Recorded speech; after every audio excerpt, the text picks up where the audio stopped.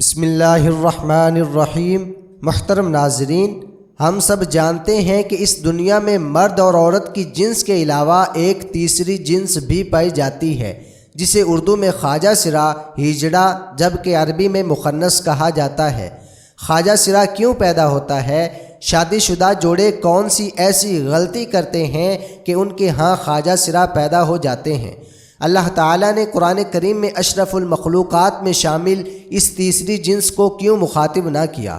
حضور پاک صلی اللہ علیہ وسلم کے زمانہ میں جو خواجہ سرا تھے، رسول اللہ نے انہیں مدینہ سے کیوں نکال دیا تھا؟ تفصیلات جاننے کے لیے ویڈیو کو مکمل ضرور دیکھیے گا۔ محترم ناظرین، سوال یہ پیدا ہوتا ہے کہ قرآن مجید میں اللہ تبارک و تعالی نے اشرف المخلوقات میں شامل کی گئی اس تیسری صنف کو مخاطب کیوں نہیں کیا؟ کیا اس صنف کی اہمیت نہیں ہے یا پھر اس صنف پر کوئی احکامات لاگو نہیں ہوتے؟ اس کا جواب ہے کہ ایسا ہرگز نہیں ہے۔ اللہ تعالیٰ جو رب العالمین ہے اور وہ تمام مخلوقات کا خالق اور پالنے والا ہے، تو پھر ایسا کیسے ہو سکتا ہے کہ وہ ذات باری تعالیٰ اپنی مخلوق کو نظر انداز کر دے؟ بات صرف پیدا کی گئی اس غلط فہمی کی ہے جو کہ مذہبی اور معاشرتی اکابرین نے خدا جانے کیوں کبھی قابل توجہ گردان ہی نہیں کی۔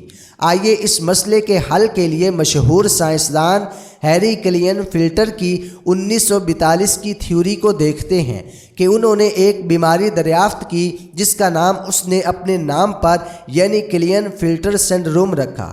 اس بیماری کے مطابق عورت اور مرد کی طرح خواجہ سرا کوئی تیسری جنس نہیں ہے، بلکہ یہ ایک جسمانی بیماری ہے۔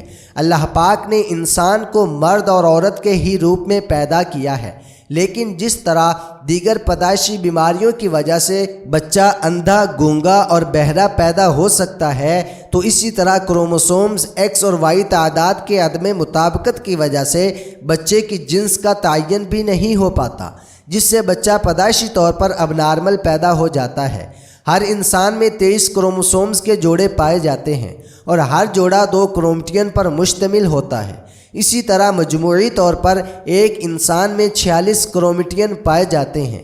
بعض کرومٹین ایکس پیدا ہوتے ہیں، اسی طرح مردوں میں 46 کی بجائے 47 کرومٹین بن جاتے ہیں۔ سائنسدانوں کے مطابق ہر 500 میں سے ایک مرد یہ 47واں کرومٹین پیدا کرتا ہے، اور بچے کی پیدائش کے وقت اگر یہی 47واں کرومٹین جو کہ باپ کی طرف سے ایکس ایکس یا ایکس وائی کی شکل میں ماں کے کرومٹین ایکس سے جوڑا بنا لے تو بچہ پیدائشی طور پر ٹرانسجینڈر پیدا ہوتا ہے۔ یہاں یہ بات واضح کر دیں کہ ماں کی طرف سے ہر صورت میں ایک ہی کرومٹین ایکس آتا ہے، جبکہ باپ کی طرف سے ایکس اور وائی دونوں میں سے کسی ایک نے آنا ہوتا ہے۔ لیکن اگر بدقسمتی سے باپ کی طرف سے ماں کو دونوں ایکس اور وائی کرومٹین مل جائیں تو پھر وہ ماں کے ایکس کے ساتھ مل کر ایک ایسا بچہ پیدا کرتے ہیں کہ جس کی ساری زندگی سزا بچے اور ماں کو دی جاتی ہے، جبکہ یہ تحفہ تو باپ کا ہوتا ہے۔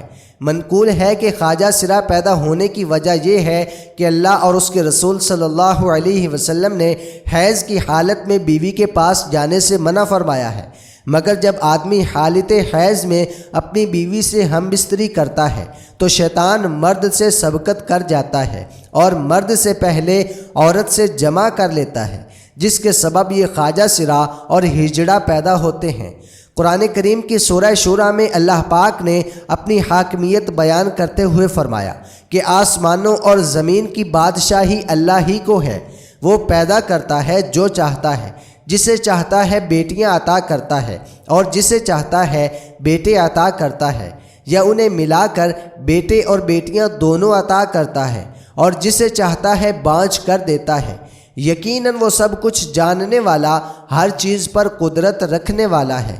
رسول اللہ صلی اللہ علیہ وسلم کے زمانہ مبارک میں یہ جنس موجود تھی اور وہ عورت نما مرد تھے۔ بعض کے نام بھی ملتے ہیں، کہ وہ معیت، نافع، ابو الماریت الجنہ اور معبور جیسے ناموں سے پکارے جاتے تھے۔ یہ لوگ رسول اللہ صلی اللہ علیہ وسلم کے ساتھ شرائع اسلام ادا کرتے تھے، نمازیں پڑھتے، جہاد میں شریک ہوتے اور دیگر امور خیر بھی بجا لاتے تھے۔ رسول اللہ صلی اللہ علیہ وسلم ان کے متعلق پہلے یہ خیال کرتے تھے کہ یہ بے ضرر مخلوق ہیں، آدمی ہونے کے باوجود انہیں عورتوں کے معاملات میں کوئی دلچسپی نہیں ہے، اس لیے آپ ازواج مطہرات کے پاس آنے جانے میں کوئی حرج محسوس نہیں کرتے تھے۔ لیکن جب آپ کو پتہ چلا کہ انہیں عورتوں کے معاملات میں خاص دلچسپی ہی نہیں بلکہ یہ لوگ تو نسوانی معلومات بھی رکھتے ہیں، تو آپ صلی اللہ علیہ وسلم نے انہیں ازواج مطہرات اور دیگر مسلمان خواتین کے ہاں آنے جانے سے منع فرما دیا، بلکہ انہیں مدینہ بدر کر کے روضہ خواہ، حمرۃ الاسد اور نکی کی طرف آبادی سے دور بھیج دیا تاکہ دوسرے لوگ ان کے برے اثرات سے محفوظ رہیں۔ رسول خدا صلی اللہ علیہ وسلم نے عورتوں کو حکم دیا کہ انہیں بے ضرر خیال کر کے اپنے پاس نہ آنے دیں بلکہ انہیں گھروں میں داخل ہونے سے روکیں۔ حضرت عائشہ صدیقہ رضی اللہ تعالی عنہا فرماتی ہیں کہ ازواج مطہرات کے گھروں میں مخنث آتا تھا اور اس کو غیر اولی الاربہ سمجھا جاتا تھا، یعنی وہ لوگ جن کی عورتوں میں کوئی دلچسپی نہیں۔ ایک دن آپ صلی اللہ علیہ وسلم نے اس کو سنا کہ وہ کسی عورت کی نسوانیت بیان کر رہا ہے، تو آپ صلی اللہ علیہ وسلم نے گھر میں اس کے داخل ہونے پر پابندی لگا دی، اور ایک روایت میں ہے کہ آپ صلی اللہ علیہ وسلم نے اس کو بیضۂ مقام پر بھیج دیا۔ پھر مدینہ کے قریب آپ صلی اللہ علیہ وسلم نے فرمایا کہ یہ لوگ مدینہ بھی نہ آئیں۔ صحابہ اکرام نے عرض کیا، یا رسول اللہ، یہ غریب ہے اور مانگ کر گزارا کرتے ہیں، تو آپ صلی اللہ علیہ وسلم نے ہفتے میں ایک دن مدینہ آنے کی اجازت دے دی کہ آئیں اور مانگ کر واپس چلے جائیں۔ ماتے ہدم اور حیت، اسی طرح یہ لوگ آپ صلی اللہ علیہ وسلم، ابو بکر صدیق اور عمر رضی اللہ تعالی عنہ کے دور میں مدینہ سے باہر ہی رہے۔ واضح رہے کہ مخنث بنیادی طور پر مرد ہوتا ہے، لیکن مردی قوت سے محروم ہونے کی وجہ سے عورتوں جیسی چال ڈال اور ادوار و گفتار اختیار کیے ہوتا ہے۔ یہ عادات اگر پیدائشی ہیں تو انہیں چھوڑنا ہوگا، اگر پیدائشی نہیں بلکہ تکلف کے ساتھ انہیں اختیار کیا گیا ہے تو رسول خدا صلی اللہ علیہ وسلم نے اس اختیار پر لعنت فرمائی ہے کہ وہ مرد جو عورتوں جیسی چال ڈال اور وہ عورتیں جو مردوں جیسی وضع قطع اختیار کریں اللہ کے ہاں ملعون ہیں۔ رسول پاک صلی اللہ علیہ وسلم کے پاس ایک ایسا مخنث لایا گیا جس نے عورتوں کی طرح اپنے ہاتھ پاؤں مہندی سے رنگے ہوئے تھے۔ آپ صلی اللہ علیہ وسلم سے عرض کیا گیا کہ یہ ادخز عورتوں جیسی چال ڈھال پسند کرتا ہے، تو آپ صلی اللہ علیہ وسلم نے اسے مدینہ بدر کر کے علاقۂ نکیہ میں بھیج دیا جہاں سرکاری اونٹوں کی چراگاہ تھی۔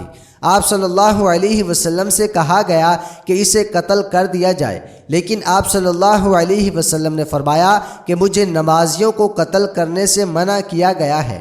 علامہ سہیلی رحمۃ اللہ تعالی علیہ نے ذکر کیا ہے کہ آپ صلی اللہ علیہ وسلم کے زمانہ میں خواجہ سرا موجود تھے، لیکن وہ لوگ بے حیائی کے کاموں میں ملوث نہیں تھے، بس ان کی نسوانیت یہ تھی کہ باتوں میں نرمی کرتے، ہاتھ پاؤں پر مہندی لگاتے یا عورتوں کی طرح کھیل لیا کرتے تھے۔